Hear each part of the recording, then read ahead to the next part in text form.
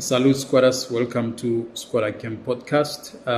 As we continue to engage, I've been observing the reaction of citizens when it comes to the view of the president of our country, Cyril Ramaphosa, about the position of the government when it comes to private sector, the businesses, private business owners, when it comes to having opinions or having something to say about decisions which are made by the government. I want us to watch this clip of the president addressing this issue.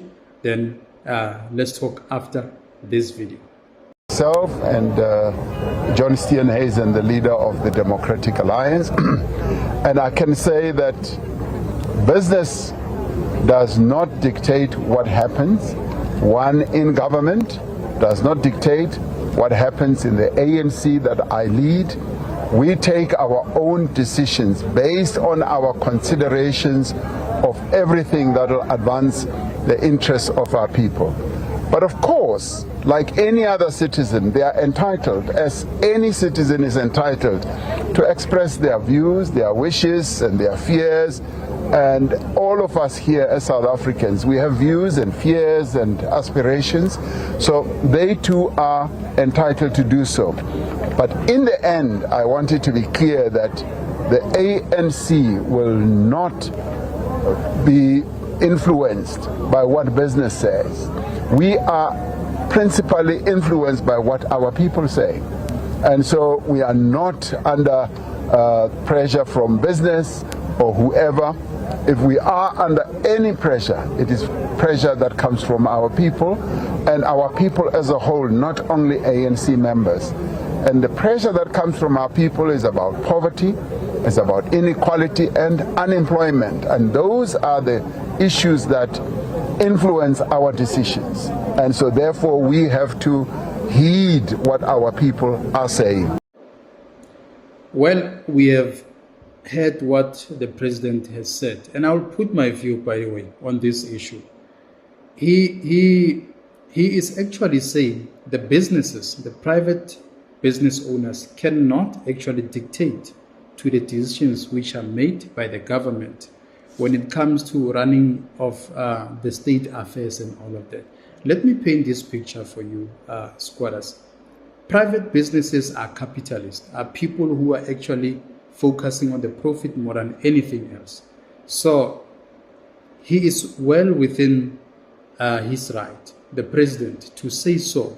I do agree with the president because of one reason. I've observed that as much as these private business owners are capitalists, are people who are just chasing profit, they are willing to do anything just for profit.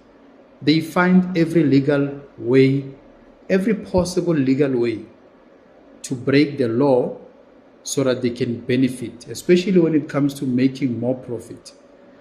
They hire illegal immigrants who do not have documents so that they can underpay them. They can bypass the process of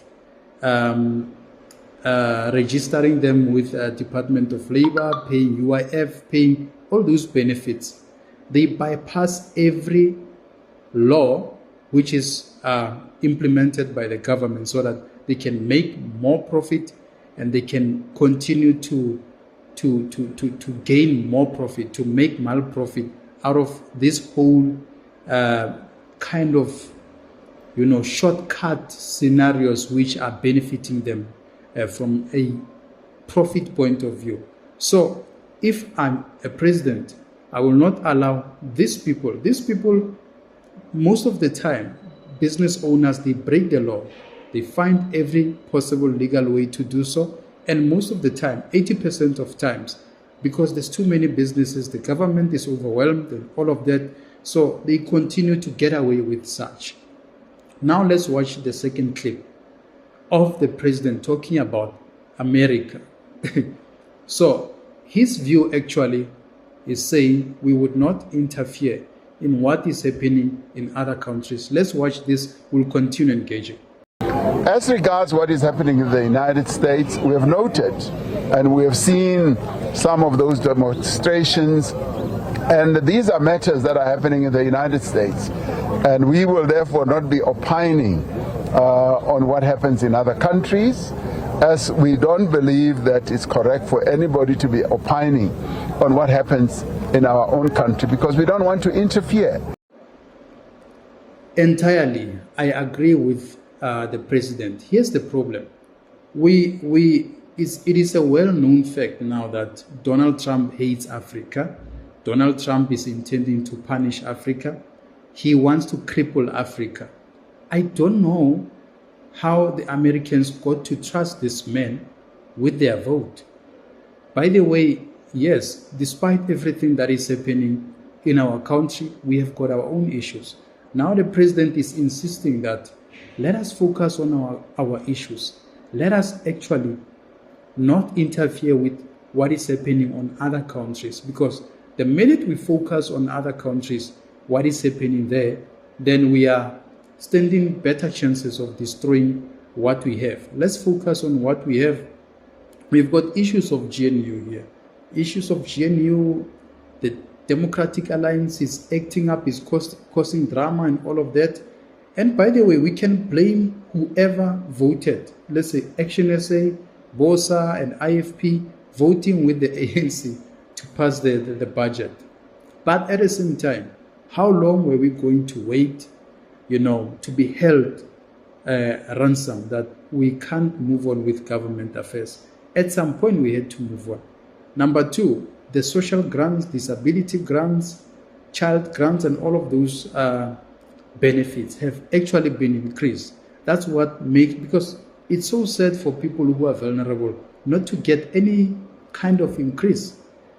Number three, where will the government source that money? We know that there's corruption. Every country has got corruption and all of that. And I'm not talking on behalf of government officials protecting them, for them to continue to perpetuate crime. I believe a lot could be done if they were not corrupt, because ANC has brought nothing but corruption in this country. They are actually the architect of corruption. So we agree on that part.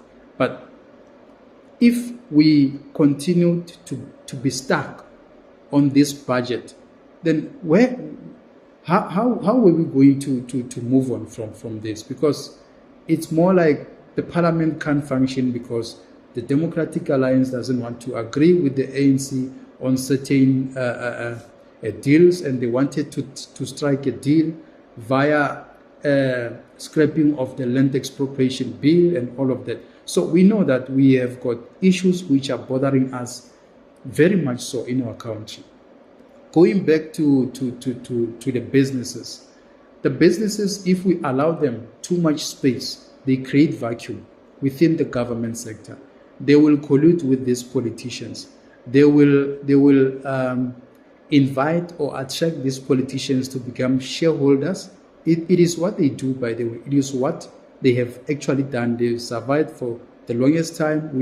We know big companies who have actually recruited politicians so that they can capture the government, and so that they can make policies which are favoring them, not the employees. The people who are suffering in this country are the employees more than anyone else. The employees are paying too much tax. The employees are being underpaid. The employees are subjected to unfair labor practices and all of that. So at the end of the day, the capitalists continue to make more capital. The employees continue to face horrible or harsh conditions.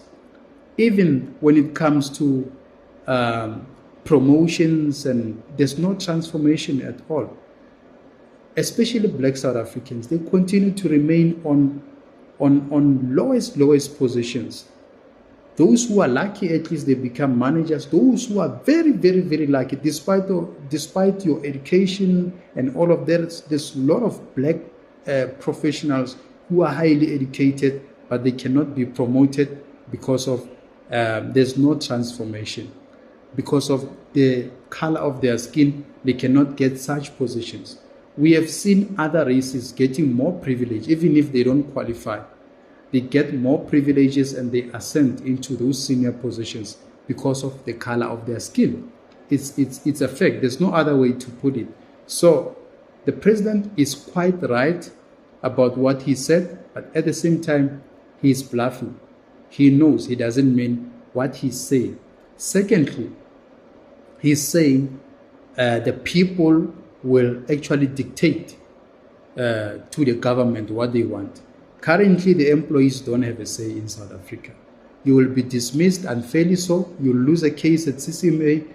Your case will go to labor and it will take 5 years for you just to get a date. That's the pain of being an employee in South Africa. I don't know about other countries. I'm speaking about South Africa. That's the pain, the sad thing of being an employee in South Africa. Employees do not have rights. Employees are always oppressed, and the system continues to oppress them in such a way that if you speak out, you are told that you will be chased out of your work. So a lot of employees are too scared to lose their jobs. They don't get. If you check now, the VAT will increase. The salaries wouldn't increase. The government talks about the VAT increasing, but they don't talk about the employee's salary. Many employers do not comply with. They don't pay minimum wage. That's why they prefer to hire these illegal immigrants who don't have any form of identity, who don't have passports, who don't have nothing, so that they can underpay them. They don't have accounts. They are ghost employees. They work there. They pay them in cash and envelopes and all of those. So that's the corruption trail that is being committed by these private sectors. And they get away with those things. So if you invite these people into the government space to have a say, I can tell you now, they are going to hold the government ransom because they will drive it towards their profit side. Anyway, also the president, Cyril Ramaphosa, is a business person also. So somewhere in between, there's conflict of interest because you are the president. You are supposed to be representing the citizens. At the same time, you are a business person. We know that he has got business interests everywhere.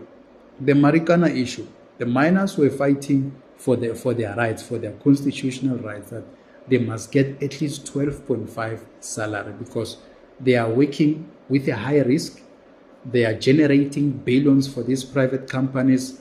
They're getting these private companies, they just buy licenses from Minister of Minerals and the Guatemalan touches and all of that. And now they continue to exploit black people. At the same time, when they apply for these licenses, they state that they will build RDP houses, subsidy houses for the communities around. They don't do that. They don't do nothing. They don't build those houses. They don't rehabilitate those mines. They leave them lying there, and they cause health hazards towards the community that is actually living near the mine. They don't care, and nobody asks anything about it.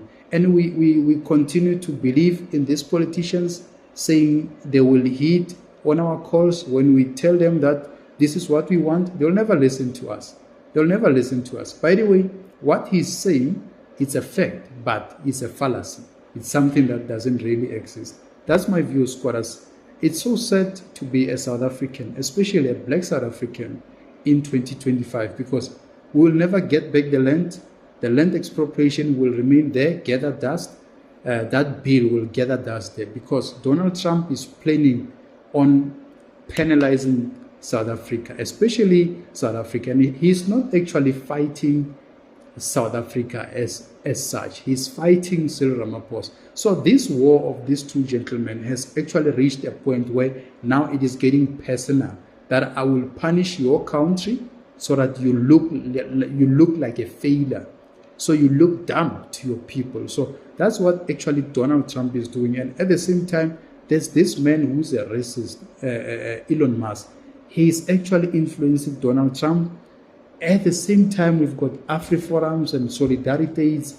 These people are misleading also Donald Trump. And Elon Musk is also providing misinformation whatsoever. By the way, we don't report to America. I'm just not concerned and also not worried how Donald Trump is treating Africa, especially South Africa, because he is pushing his own agenda. He has got his personal agendas, and we can't be held ransom by one man. No matter you are a billionaire or what, but you cannot hold us ransom and want to dictate to us actually whatever you decide, we must just do it. I don't understand this whole thing of America wanting to control us. We are in Africa, they are there. And by the way, Africa combined is bigger than America because they've got 50 states, we've got 54 countries. It's bigger than, we can do better than them. And we've got more minerals, we've got more advantage. So these people are just bullying us, especially Donald Trump, bullying us. He wants to bully. If someone can bully your president, it means they can bully the whole country. That is why the issue of the Guptas became a serious concern, because Jacob Zuma handed over all the powers of appointing ministers and all of that to the Guptas, to two brothers. So we could not be led by two unofficially elected brothers. That is why at some point Jacob Zuma had to be stopped, because what he was doing was actually pushing us into a sinkhole. We couldn't stand it. And I don't wish for him to actually come back to become a president. But plus he's old now. He can't. What is it that will come from him if he couldn't really get things right when he was still, fresh, looking young? Now he's looking old. Unless if he's planning to have Duduzane as president, but it's not going to happen anyway. I don't know, but politics will always be politics. Thank you, squatters, for watching my content. That's the engagement that I had. Yes, private businesses shouldn't dictate to the government. I agree. At the same time, we cannot interfere in what is happening in America. We've got our own issues. Illegal immigrants are flocking into our country every single day. We need to close the borders. We need to deport. We need to, there's a whole lot of things that we should do so that we can at least be able to manage our country. But at the same time, ANC doesn't really look like they are serious with this issue of immigration. In fact, they are promoting it because their silence means approval to me. Thank you, squatters, for watching my content. Next time, we'll meet. Shalom.